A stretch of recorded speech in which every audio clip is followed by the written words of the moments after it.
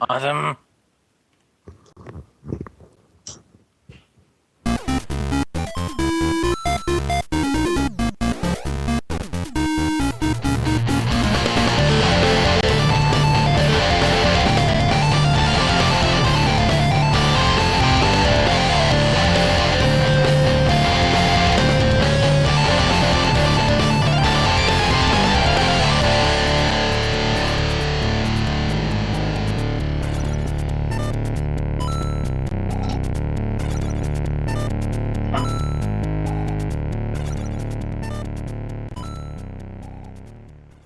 Welcome everybody to the inaugural TIGRadio show.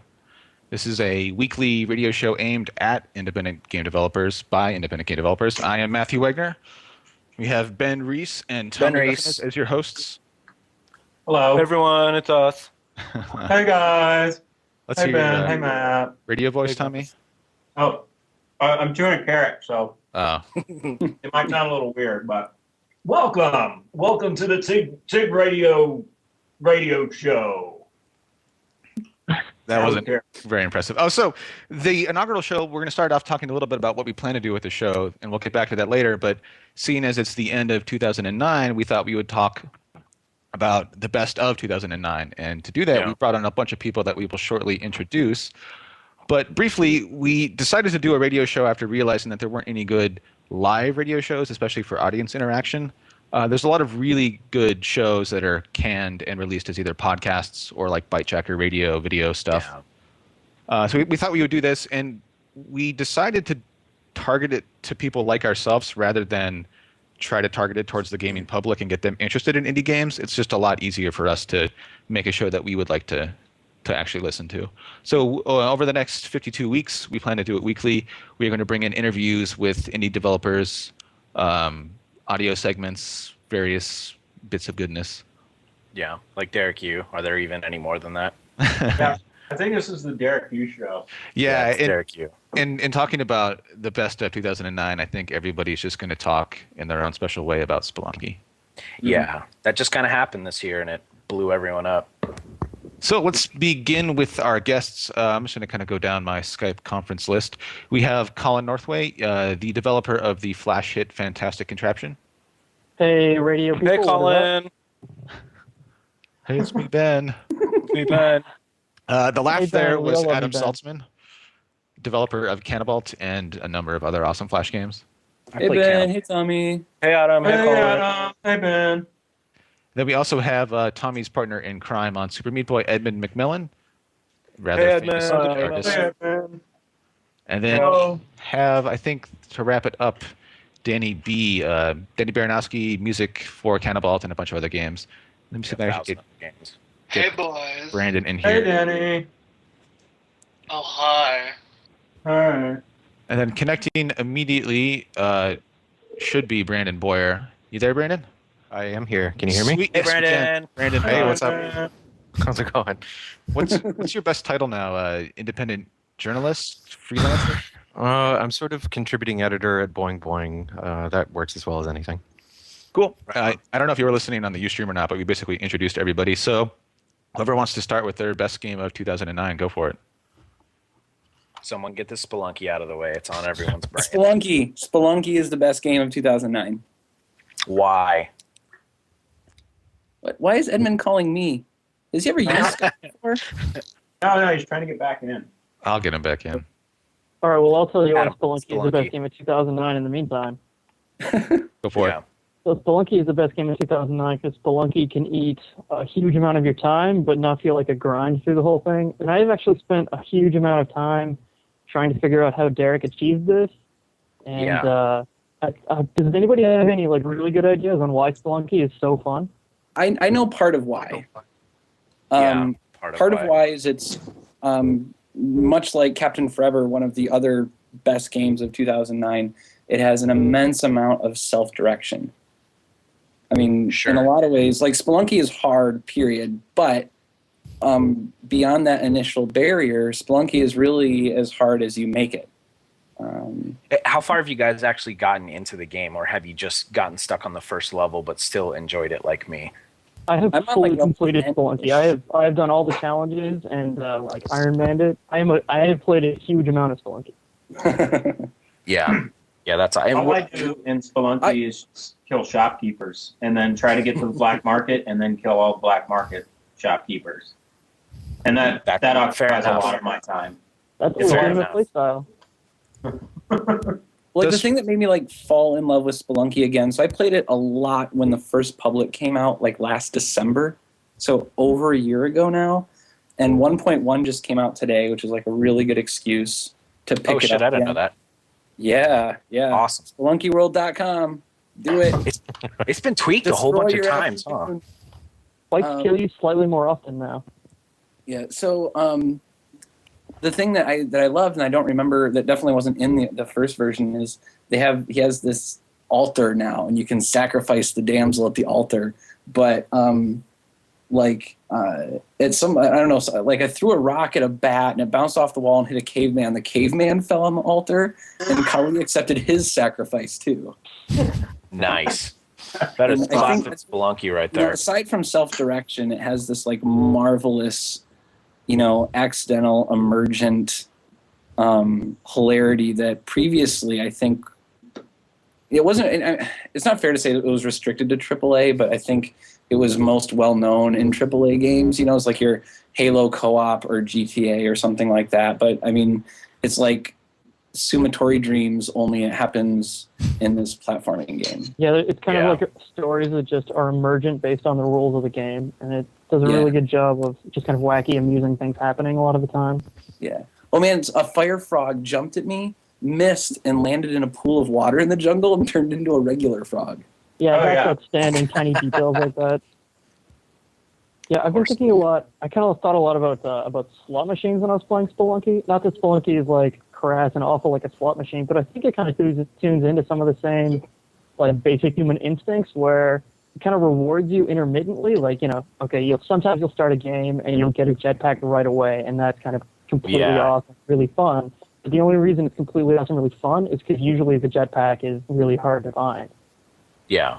There's just enough incentive to keep doing it no matter how bad you're doing.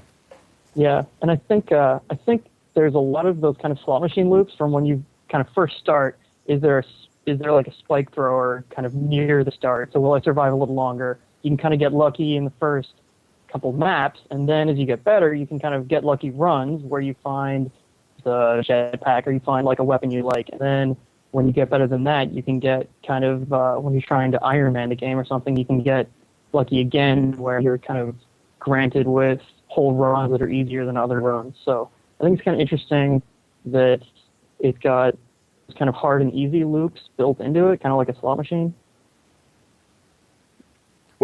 I'm just curious where the Iron Man expression emerged from, because that's beating it without dying once, right?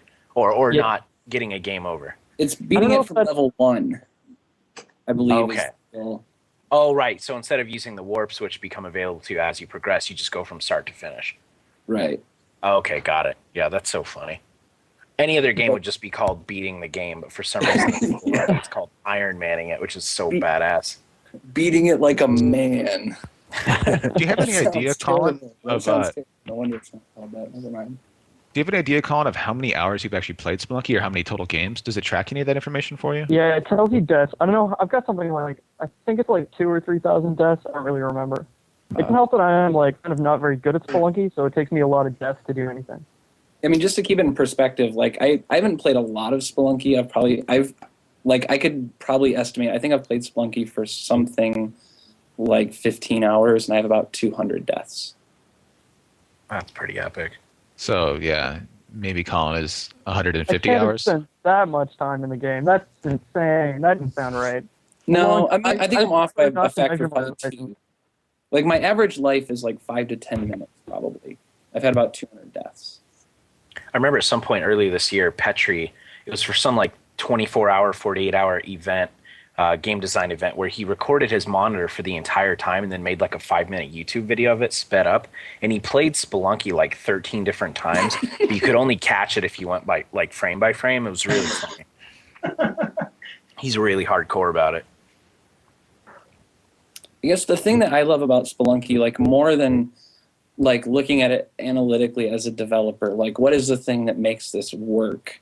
The stuff that I love about it is that, you know, I've been on a, personally, I've been digging into lots of old stuff. Sure. Like Yoshi's Island, GBA, or like the Game Boy Donkey Kong. I played original Metroid this year for the first time. Replayed original Zelda. Like I've just been kind of like digging around and trying to find what people were doing on console platform games when they kind of first started doing it, and like what did they invent and what worked and what didn't. That, you know, because I think people tend to iterate on specific features for a long time. So I wanted to go back and see what was there that didn't get iterated on and what was interesting. And I feel very much like Spelunky is the only thing that I've played in a year or two that is actually iterating on stuff that's like from the mid 80s that has been lost. Yeah, that's fair. I mean, just naturally kind of like yields to the design process of like, here's a random cool idea, let's implement it. Here's a random cool idea, let's implement it, just over and over and over again.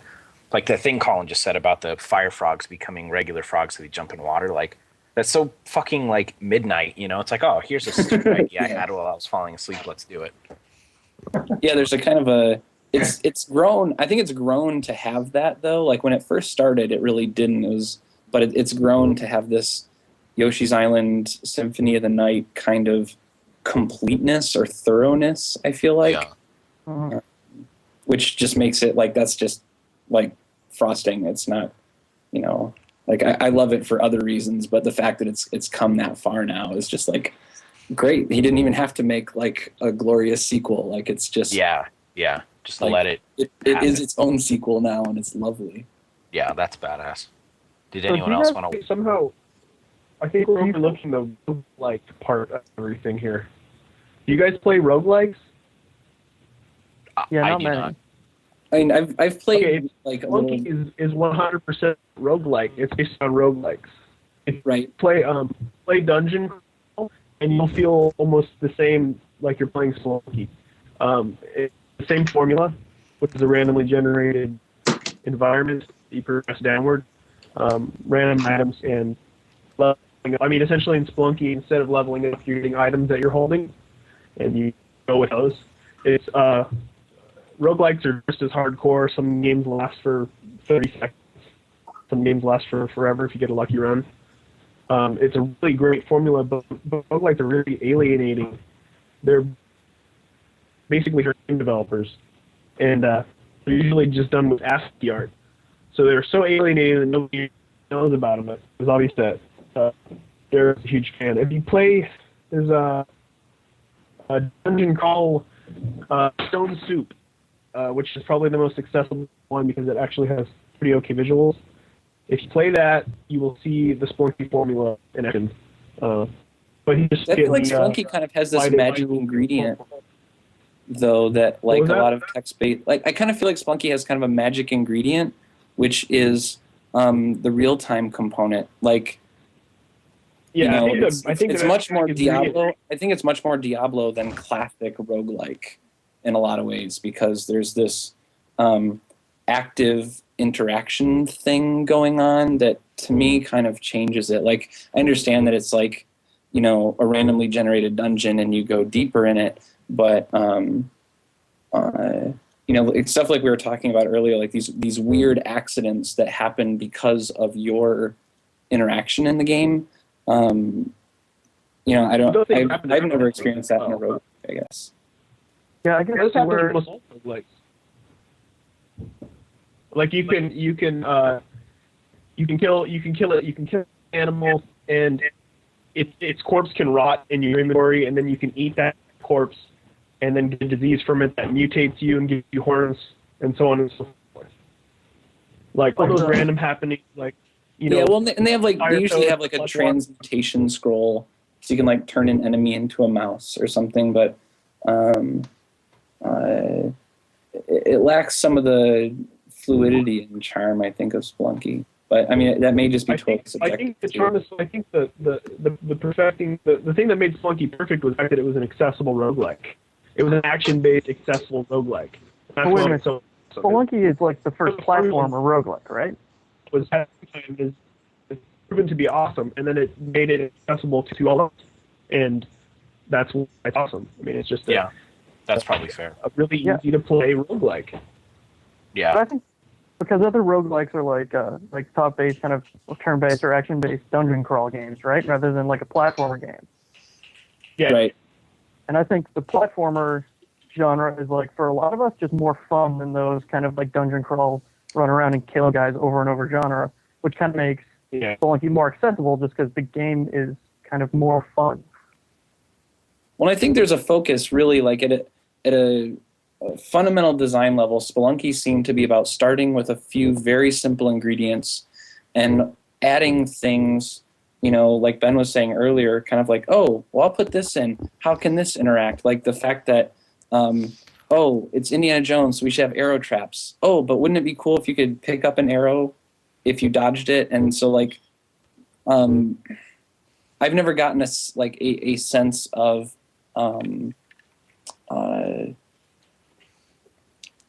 I guess Spelunky to me feels like you're getting these really complex interactions. Like a basic arrow trap interaction is run around, find a rock, drop it past the arrow trap, jump down, grab the arrow that came out of the arrow trap, and use that to kill somebody before grabbing your rock so that you always have a rock for the next arrow trap later.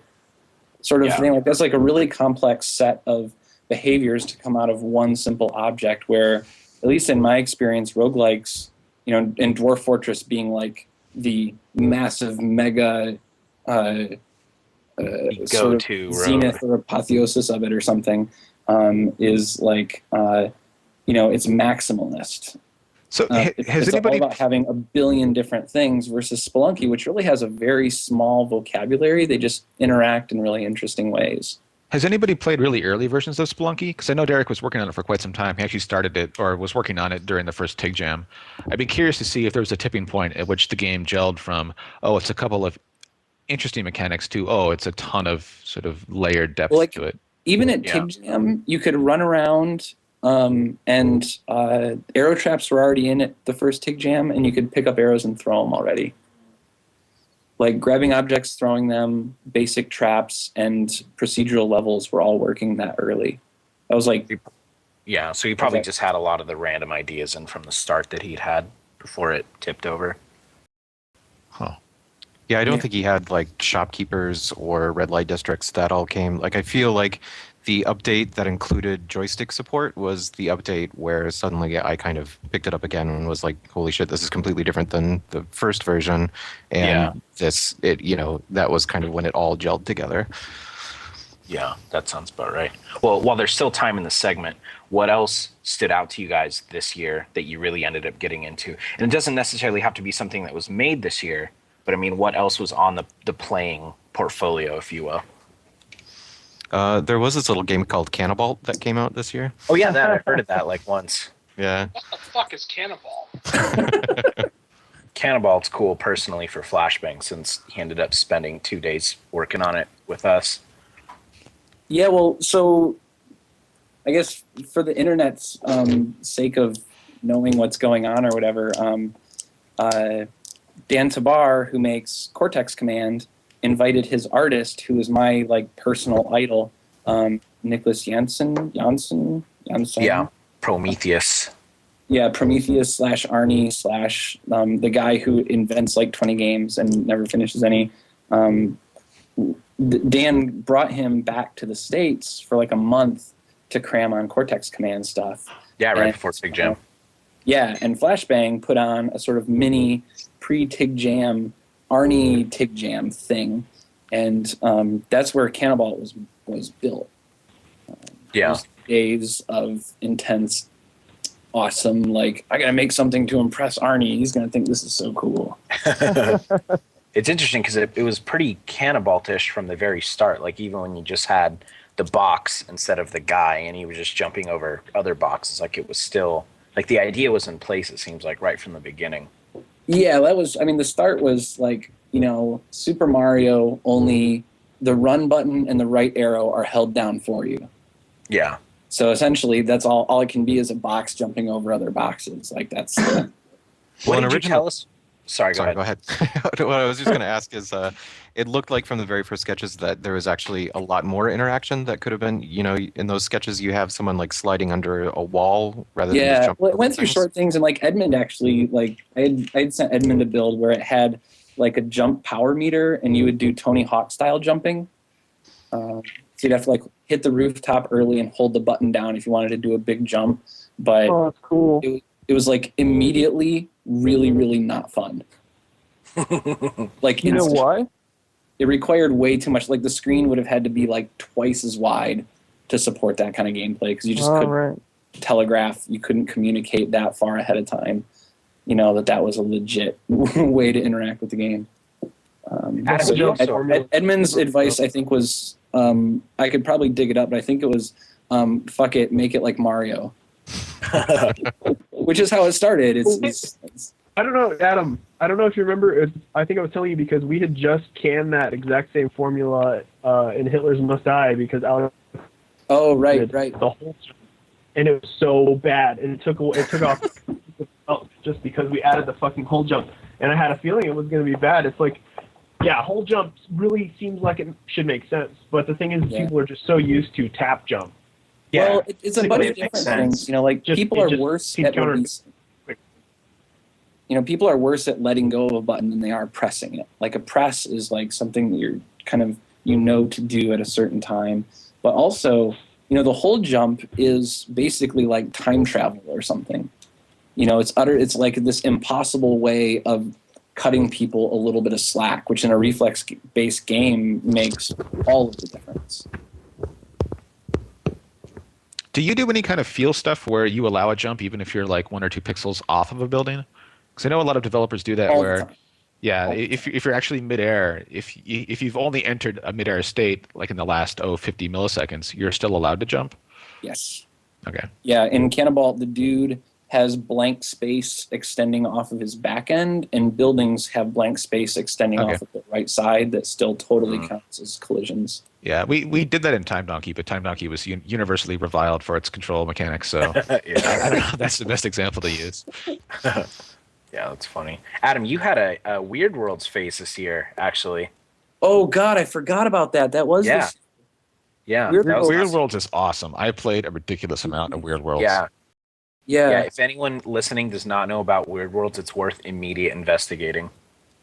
I've actually never played it. You need to get off the Skype immediately. Oh, dude, it's so worth it. It's just one of the most like replayable, amazing, surreal things ever made. And Adam was like hitting me up every single night, like, "Oh my God, this is what I did, bro!" And it's like, "Oh, I remember that. I want to play it again." It's so good. There are a lot of screenshots. Massive flotillas of awesome ships and cargo bays full of awesome alien artifacts. But it's actually like the two games that there's this thing I want to make next year, and the things that are in my head are, I can actually bring this up. This isn't a video game. This is a great game that I played this year, but it's Weird Worlds, Spelunky, and this board game called Pandemic. Oh, hell yeah. Pandemic's nice. And Pandemic is glorious. Like, I like Spelunky better because Spelunky panders to everything that I love about games. But Pandemic is the best designed thing that I had the chance to play this year, hands down. Yeah, what I really love about Pandemic is it has a lot of misdirection built into it, because especially if you're playing with people that don't think a lot about game design systems, people end up wanting just to like cure stuff, or not even like cure stuff, just like get rid of the markers. But if you don't actually cure the diseases, you'll never win the game. Like if all you do is clean up stuff, you'll never win. So the game design has built into it this horrible sense of like it requires a lot of mental discipline to say we have to let that go, because unless we get like Santiago burns every game. Yeah. But, that's awesome. Yeah, it's Pandemic is amazing, and it's the thing that blows me away the most is one, it's cooperative and it feels awesome. But two, it creates these remarkably complex things, scenarios, situations that you and your friends have to deal with using nothing. It uses 2 decks of cards. and that controls everything. Yeah. Yeah. And the elegance and the simplicity of it. If one deck runs out, that means you're out of time and the game is over. The other deck has to be reshuffled when you get those epidemics, and that causes these concentric feedback loop things. And, God, it's so good. If you haven't played Dominion 2, it's a really good card game where I won't talk about it in depth, but it's basically a real-time deck building game where you build a deck a la Magic the Gathering or whatever, but that's part of the actual game experience is building the deck. So every turn you add a card to your deck, and then you have to use the deck throughout the game. But to move away from the board game stuff, like who else had played a game? I think people had some lists going into this. Like that was just, oh my god, this game is something new and interesting. Honestly, I didn't play it. The most violent thing ever created, Hammer Fight. But I don't need to continue to talk about it because you can see what it's all about by playing it for 10 seconds. It's one of those products. So I actually think Hammer Fight, I mean, we've talked about this before, but I actually think Hammer Fight lost its charm. I think its charm became overproduced. Yeah, originally it was like nothing was translated and there wasn't a whole lot of effects. And like there's some fundamental things still there. And I don't necessarily agree with Matthew, but there is a really stark contrast between what it was 2 years ago before it was completed and now, which is kind of interesting. Yeah, I actually thought the earlier version was sort of more discoverable. It felt like you were discovering the fun of the game as the player versus, oh, here's the fun of the game right smack in your face because I produced the hell out of it. Like the stuff he produced is the stuff that he thought was fun. I don't know. I felt like it created a disconnect. I think it added enough stuff that it remained fun enough for me because I remember originally like it didn't have a lot of the things it did have now. Like there wasn't an inventory and there wasn't the ability to throw stuff, and so yeah, I see what you mean, but it didn't end up diminishing it for me. I like the fundamental process of beating the shit out of other little flying helicopter guys. Yeah, I mean, I have no idea how well the game did. I don't think it did well on like the Steam charts, and I think it's only really available on Steam. Yeah. Just seems like the kind of thing to not grab a bunch of people immediately. Yeah, I'm going to make a little note to email Gkosh and see how it did. Yeah. Hope he's doing okay. He lives in like the coldest of Russian winters all year. Yeah, he actually couldn't go to the IGF because he couldn't get a visa because he's like a really young Russian male. And young Russian males cannot travel to the U.S. even with visa invites from big organizations like the IGF. It really sucks. Yeah. He was at the first TIG Jam. Drank the delicious consolation liquor he sent us from Russia. It was like some kind of cherry vodka. Cherry vodka. It was sort of like pseudo vodka. Yeah, it was some kind of weird, like fruity. None of it was in English, and it ended up being delicious. I'll see if I can paste that to the whiteboard. And TIG Jam, there's a second TIG Jam this year too. That was pretty cool. It was a bigger turnout than it was last year, and I think a couple people are actually still working on things now that they were working on at TIG Jam, which is kind of cool. It wasn't just like a experimental masturbation as much as it was last year. Yeah, we actually had to limit the total number of people just because of the office size. Like as soon as we jump from it's hosted at the office, at the Flashbang office, and then we personally host all of the individuals like on our couches and beds. As soon as we move out of that model to we have to rent some facility and we have to do this and do that, like the overhead of organization goes from kind of minimal to, oh my God, it's like a week of work. Yeah. I think the next one will actually be in Hacker Dojo or somewhere like that. That's much, much larger. Oh, that'd be. I think Jeff Lindsay's in the chat right now. Yeah, he is. Yeah, that would be awesome. So let's transition over to talking about 2010 predictions. And I don't necessarily mean what games are you really, really looking forward to, i.e. Spelunky and XBLA, but like what do you think are the trends of independent game development? So I mean, what are the trends I think will happen is that the companies and the teams that aren't fully independent for whatever reason will be in a bad position. I think the people that aren't independent are going to get hurt by business dealings. And if you aren't 100% independent, you're going to lose out on stuff that is a requirement. I'm trying to speak in somewhat vague terms here, but about specific studios. I mean, I think there are some specific studios that are not really independent because they're fully funded, and they don't own their IP. Come on, name the name. Well, I mean, all you have to do is just kind of think. of which studios are considered independent, which truly are not, and you'll kind of get your answer there. What Nothing game against company? them at all. What game? What game company like this? Instead of naming names, Matthew, can you explain like a little bit more about what you mean? Like what's the specific danger that, or I guess. Well, you're expecting. I think if you've tied your survivability to a business dealing, like let's say you've been funded by a big publisher to make a game for them and you actually don't own the IP, like you're going to need to rely on this publisher's sort of how congenial they're actually going to be with you. Like if they want to play hardball and you don't own your IP and you don't have funds to continue on your own, like the fact that you're not fully independent, like the fact that you don't have true independence is what's being played against you.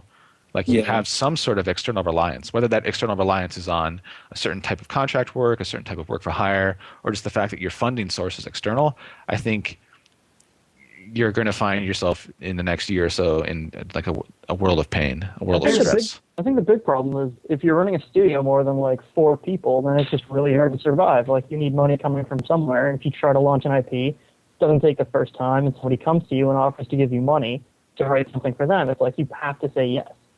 Yeah, I mean, it costs a lot. People get into this loop a lot too. Like we've had that with a bunch of Texas studios where they're like, "Oh, we had to get a couple extra people to make this game, but the only way we can keep them on is to, keep making Barbie Horse Adventures." And but you never make enough off Barbie Horse Adventures to actually, get out of the loop. Yeah, like the whole notion of doing contract work to stay alive is a really, really dangerous thing, because if you've done contract work and you've made enough money for 3 months of your company's burn rate, but it took you like 2 months and 3 weeks, you're basically screwed, because you're 3 months older, you're 3 months farther behind, and you're 3 months behind the curve of somebody who was kind of doing the ramen lifestyle thing and actually. Yeah, well, and you have to manage to find. I mean, I think the real problem is simply finding contract work that actually does subsidize game work takes years. It took me years to find clients who would actually, pay so much that you were getting a good trade-off. You would do a month of work for 3 months of, independent dev time. I mean, that's why we've never done game contract work for actual game companies. Like we've made serious games, like training games for big Fortune 100 companies. But that's because for a Fortune 100 company, it's like, hey, this is going to cost you $200,000, and they're like, okay, whatever. It's just a spreadsheet item to them. But to you, $200,000 is like a real amount of money. Yes. Yeah. But yeah, I mean, I totally sympathize with when you're bigger. Like Flashbang pays a very, very low amount of money. But even when we were 6 people, the cost to run the studio was like $1,000 a day, and it's really hard to imagine like actually passing out $1,000 a day of cash to somebody, or like out of your pocket. Yeah. That's a weird abstraction between like when you're solo or when you're like 3 people. Like $1 is $1. Like if you don't spend $5 at Starbucks, you have $5 for groceries. But when you're like 6 people, $1 is not really $1 anymore. It starts to become this weird abstraction. Yeah, yeah. It just seems kind of harsh singling out studios because, you guys aren't going to make it because, I mean, they weren't really in control of those circumstances. Like, if they had tried to work really hard on their own, they were trying really hard to work on their own IP, but just couldn't because of the situation. And so just kind of, it's more like sucks for them rather than they made some error in play. Yeah. Yeah. I mean, I think it could go either way. I mean, time will tell what'll happen here. I'm actually going to message you something. There's also this whole other kind of mentality when it comes to like a group of people starting an indie studio, in quotations, and starting to make a game, because like me and Ed, we're basically taking care of the entire game minus Danny doing the sound and our guy Jordan doing the sound effects. I mean, we're producing a pretty, at least I think, and I'll fucking say it, it's a pretty high quality game with just, 1 programmer, 1 artist, and 2 sound guys. I mean, and I see these other studios, I don't want to name names because, it's just not cool, but like they feel like they have to have a president and a vice president and an art director and then this and then that. And then they end up having like 12 people to make 1 game on 1 console. And it's like, why? Why do you need 3 programmers to make an Xbox Live game? Why a 2D Xbox Live game? Why do you need 4 programmers to do that? Why do you need 10 artists to do that? And it's this whole mentality of this kind of corporate sort of thinking where you have to have, X amount of people to take care of Y amount of assets, and it's something that just always kind of bugs me.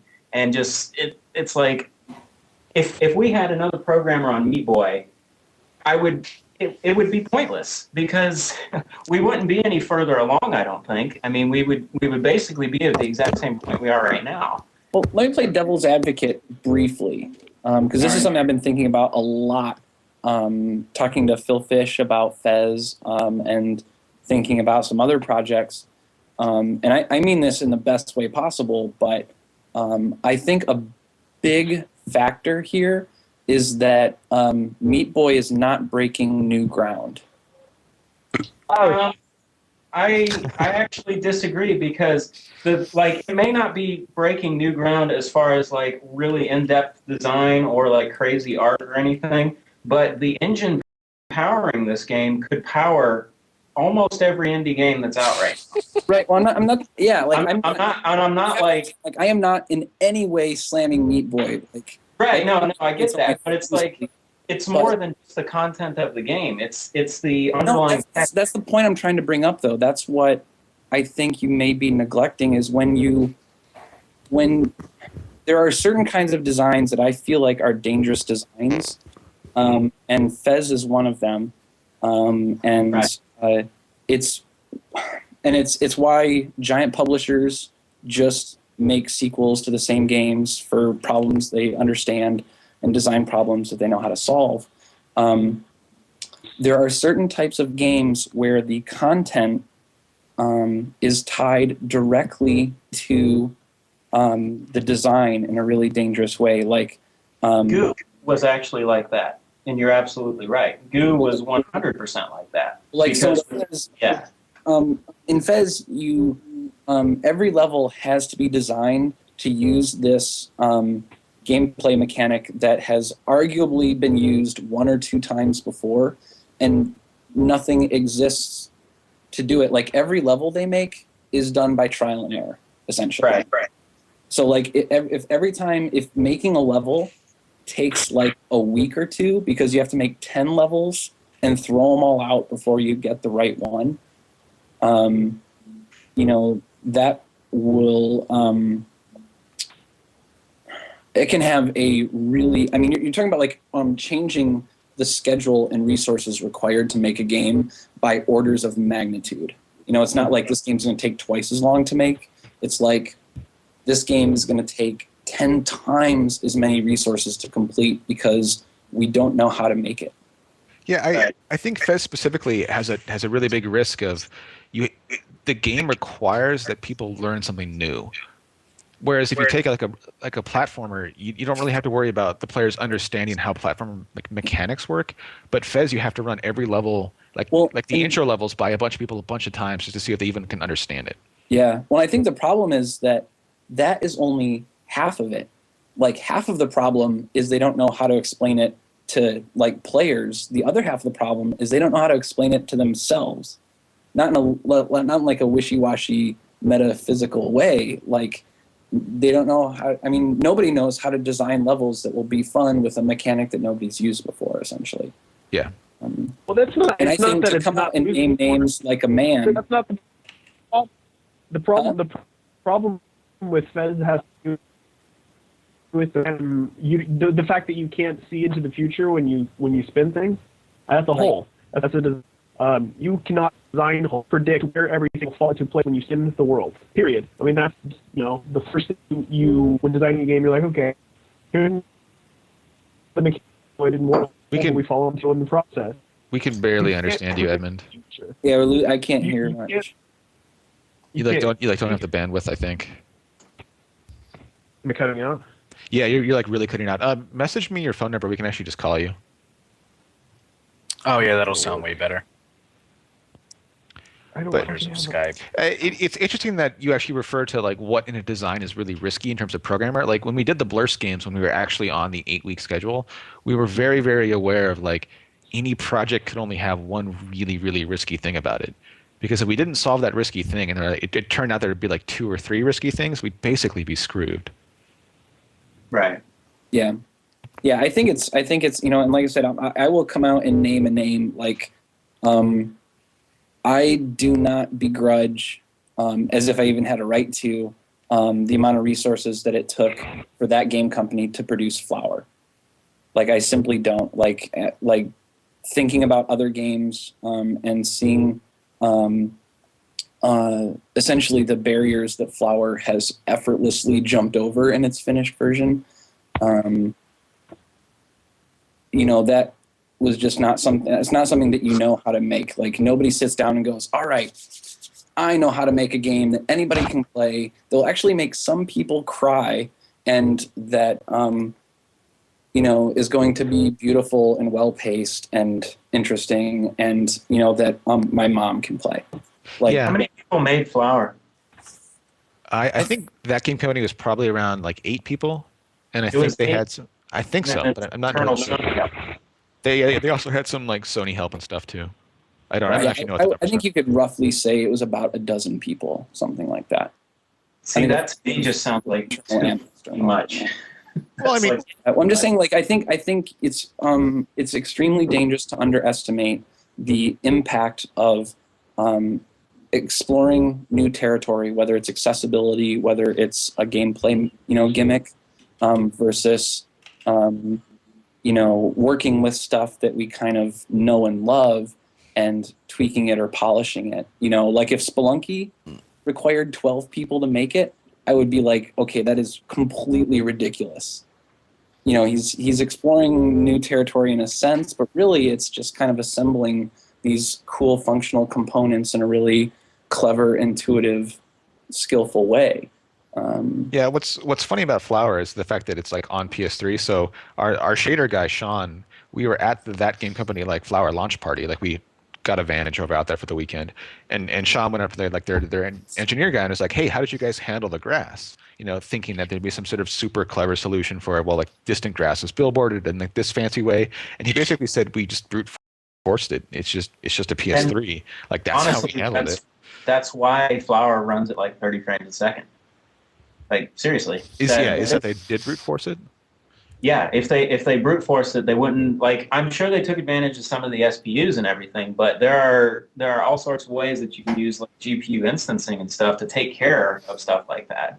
But I mean, yeah, I don't know. It's just my whole thing of like, I don't feel it takes a dozen people to make a game. Like, unless it's fucking... I think it does take a dozen people to make certain games. Well, of course. I mean, something like Shadow Complex you couldn't do with me and Edmund, but Yeah. Well, like, obviously, you could do the engine with me, but I mean, there are certainly people who like the idea of starting a studio. Like, you hear stories about students making a project, making a game, it's well received, and they leave school and like get a little money and immediately hire up 8 people, and that's clearly crazy most of the time. Mm-hmm. Yeah, I mean, I think part of that game company was just the fact that they went from students' teams into, an actual fully formed studio. I think a lot of it was just the people liked the story of these dreamer students that had a lot of really cool ideas actually being able to make their ideas. And that is really cool. Like, it's awesome that their ideas are out there. Like, that I can actually play a game based on the emotion of flower and the emotion of love. Like, that's amazing. Yeah, but the crowd in this room is a pretty good argument that you don't need a lot of people to make a really interesting game. No, I don't think anybody's making the argument that you need a lot of people to make. Like, I made Cannonball in a weekend by myself, right? Like, and lots of people find it totally interesting. But Cannonball is also Super Mario Brothers. I'm actually talking more about the technical requirements to make a game like Flower, not like the design or anything, but like, yeah, that's what I'm saying. Like, you can't extract one from the other. Like, I mean, they're inherently coupled.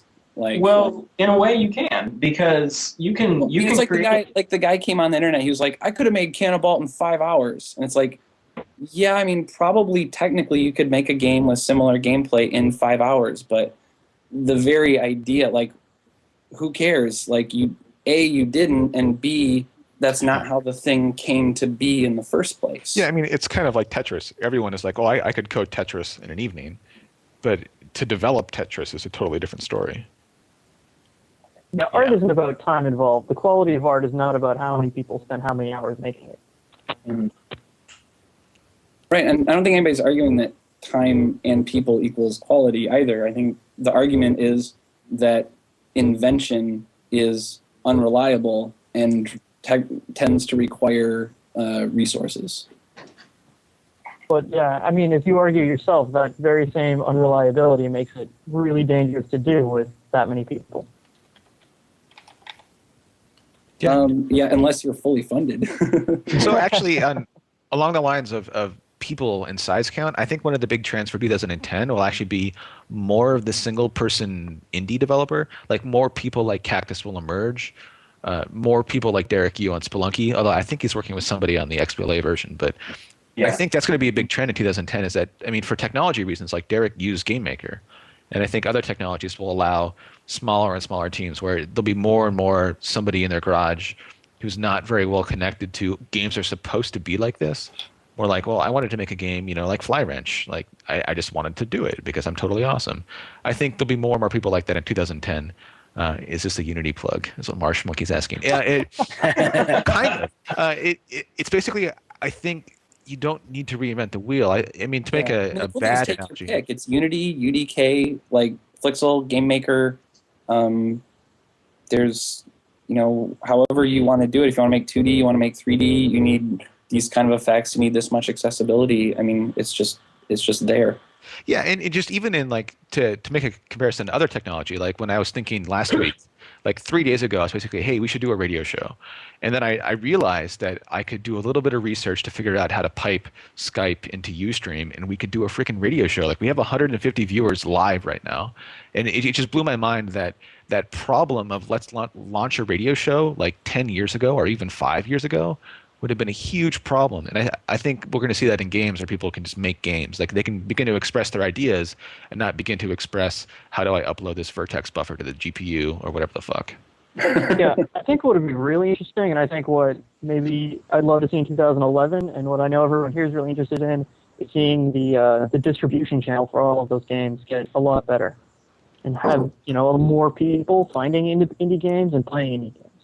Did you guys see that ModDB sort of platform that they announced? They basically launched like a Steam competitor in sort of private beta right now. I think I saw it on the Wolfire Twitter, maybe. Yeah, let me see if I can find it real quick. Otherwise, we can just talk about it next week. We should probably just have a whole radio show about, you know, platform problems. I also think another trend for platforms is the platforms are going to become, especially against indies, they're going to become much more aggressive for any kind of exclusivity, like pushing for longer and longer, 6 month plus. Like, hey, if you want to release on, you know, insert downloadable big distribution platform for a console here, you know, you're actually going to have to sign up for a lot of sort of non-independent, you need to tie with us correctly thing. Mm-hmm.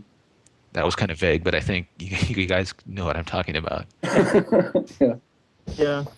It's a little worrying how the publishers are gaining kind of more and more control over the indie game world, especially like when people talk about writing a game now, they're like, all right, I've got this game idea, but can I get Microsoft to take it up? And that they end up having a ton of kind of control over your bank account and what you're thinking when you're making a game, and can you pitch it to these people?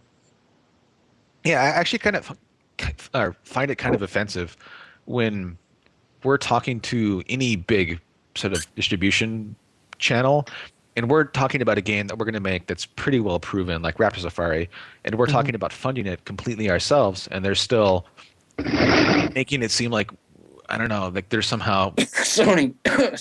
Well, I mean, anybody is like that. And I mean, I guess there is still a virtual shelf space problem of if they're going to give up a slot for whatever distribution platform, like maybe that slot could have been given to like Braid or some other big title that would have done really well. But I feel like if we're talking about funding the entire game ourselves, we've proven that we can fund it. We've been around for 6 years, and it's still like a lot of resistance. I don't know. I find that maybe it's because we were in our own little world for like Blurst stuff for the last year. We just didn't talk to anybody about anything. But Blurst is almost a really good example of how that can go. Like, you guys didn't get the kind of people that in terms of people looking at Blurst that you thought and you perhaps should have. But if somebody puts the game up on Steam, they'll have huge audience looking at that immediately. Like that's why they have so much power, because they have that huge audience that they control. Yeah, and like the funny thing about Blur specifically is that like when we did our little holiday sale, we started making, I don't know, $500 a day, and like $500 a day is pretty close to self-sustaining.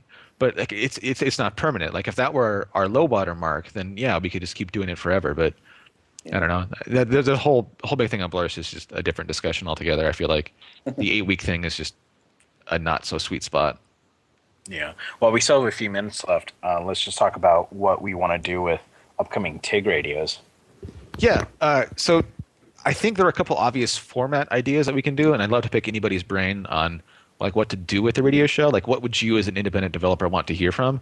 So like we mentioned earlier, the audio essay, like we basically just tell anybody, if you record yourself talking for 3 to 5 minutes about, I think it's really important that games have good control feel, or that games don't clone, or, just an essay.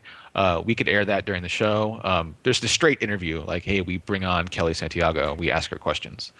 There's the news recap, which we kind of did for this show, where it's like, hey, what has happened in the last week? Like after the IGF finalists are announced, we can basically say, oh, here are the finalists. Let's bring on Simon, who actually already said yes, to talk about it. Let's bring on some actual finalists. Let's bring on some judges. That's what I had for format ideas. And then like just topics, like we could have an art show, a tech show. We could have a show about like press. Like we could bring on some bloggers, some Rock Paper Shotgun, from like other sort of big press sites. Brandon obviously would be good for that. And just, hey, if you're an indie developer, like what do you want to know? And yeah, just any other show idea. I mean, what do you guys think of for like what to do for the actual show? I have an idea. Yes. I basically want to take and like after the IGF is out, I want like people that didn't make it into the IGF to like talk to the judges directly and make it like a Jerry Springer kind of thing. I think that'll be pretty awesome. I want to see that. So that as someone who actually sees the IGF scores, like the horrible thing that I always try to tell people in the comments when people are like, my God, like why didn't there was a whole big thing, I think it was 3 years ago when Penumbra didn't get in, like that sort of horror FPS game. And when someone's not a finalist, they just, I don't know why, but they assume that they were like the last score, like their score was 0. But so many of the people that did sort of raise a stink are people that were really offended or hurt or depressed. They might have been number 6. Like there are 5 finalists per categories. I'm looking right now at the numbers. Like one of the, it's actually tech, where it's like 5th place and 13th place are like a point apart. So I mean, the big point I have on the finalist stuff is like if you're not a finalist, it might just assume you were number 6 because you probably were. So I would like to throw out. I would like to vote down the news recap. Go ahead. I think it should be enough to mention it in passing, and if if one of you guys realizes that this is maybe an important thing that people might have missed, you can say, go read Brandon's article on it because it explains it really good. And kind of just like go on with the interesting people. Yeah. I think the big thing that the show has to offer is just the fact that we do have a lot of access to people. So maybe news recap does make sense if it's like, oh, such and such game was in the news because of this. If we could just get that person actually on the air versus oh, hey, I read this article and you might not have read it, so let me read it to you. Right. Yeah, okay. So the other thing I would throw out is I would love to see. I think this is something that I could easily see taking a couple of months, but if, between, the different people in the community, I would love to get some reps, even if it's technically off the record, get some reps from some of these distribution networks to come on and actually like have a conversation or answer a few questions. Yeah. Because I'm sure that we're not alone. Like a lot of this stuff just blows my mind. Like I have no idea what is going on their end. And it's sometimes you want something in here, don't you? Like I saw a great talk with like, game journalists, because game journalists have always mystified me, and just getting a few game journalists together for them to talk about the weird conditions that they work under and the things that they have to consider doing their work. Yep. I think that's the kind of thing that I think could actually help improve things. Yeah. Not that like publishers aren't evil or anything, but like a little bit of more empathy might go a really long way. Yeah, I have jotted that down. Oh, and briefly, because you didn't mention it, speaking of gatekeepers, give us 15 seconds of your Apple/iPhone prediction for 2010. It's going to continue to be completely, ridiculously unpredictable and uncontrollable. Apple will do nothing to encourage or discourage it. It will just be insane for the whole year. That's my guess. I believe you're correct. That's a sick bet. More far naps. Cool. I'd like to say that my suggestion for the show is a haiku contest. I have one. I have one right now. I think this is actually one my friend did, but let me write it down just to make sure. I don't want to embarrass myself for the haiku. No, it has to be off the top of your head. Otherwise, it's a. I have to make sure it fucking fits the syllables. All right. Yeah, if it's like 595, it's going to be totally There's fucked. no syllable restriction. All right. Hold up. Let's see. He's going to haikuchecker.com. It's a sweet web app. So yeah, I told the audience that Haiku generator. I told the chat to type up any questions and we can quick answer them because I do want to cut it off at the hour. But if anyone can ask any very, very specific questions, as opposed to what is love is not a specific question. Baby, don't hurt me. Love is the only emotion also used as a verb. That's my answer. How? How often is the stream live? So we plan to do this every Sunday at 6 o'clock PST, and that does make it hard for people in Europe to listen. But we will, if we have to interview any European people, we will probably just pre-record this segment, and then we will sound much more sober during the pre-recorded segment. Yeah. Show on iTunes. Maybe we'll get the show on iTunes. We're going to offer archives through Ustream, and then we're going to record our own waveforms, and then we will post those as MP3s, which we can easily make podcasts through RSS. Still waiting on that haiku. Yeah. Yeah, we need to edit that. I don't think the last one fits, but You've completely Haikus are removed not all the hard. spot shit out of my idea. Shut up. Haikus are not hard, but Here's an impromptu haiku by Shut Danny the B. fuck up. I'm saying my goddamn haiku. Big a lot because he is gay. 1, 2, 3, 4. God damn it. Should I kick Danny? Yeah, you should. Put him on You hold. shouldn't let him drink first. Somebody wants our favorite game of 2009, but I think that would take a while. There's like 8 of us on it. Spelunky? Hammer fight. Yeah, I actually didn't play Spelunky. I'm too afraid of it. We have a minute left. Can we throw out an honorable mention for Street Fighter 4? Yay. Yes. I second that, Adam. I second it. Seconded.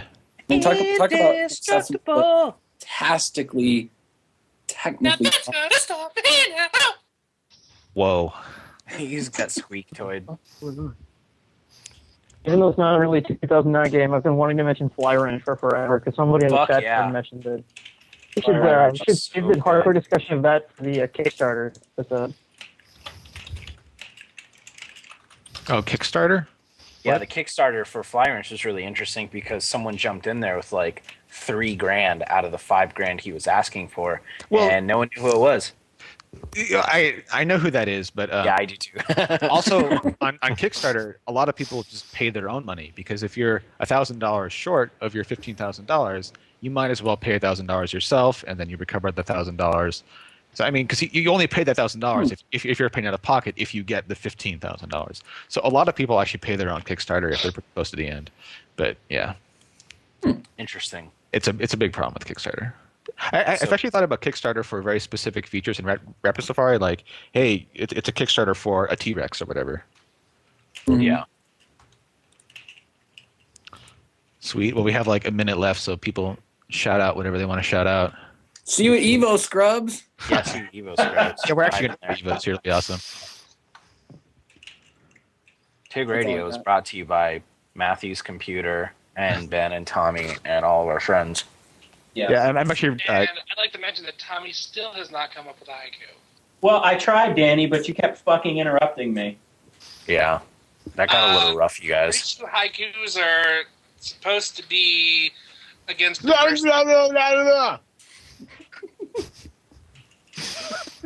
Is there anything lower than mute for Danny? Perma mute. Sweet.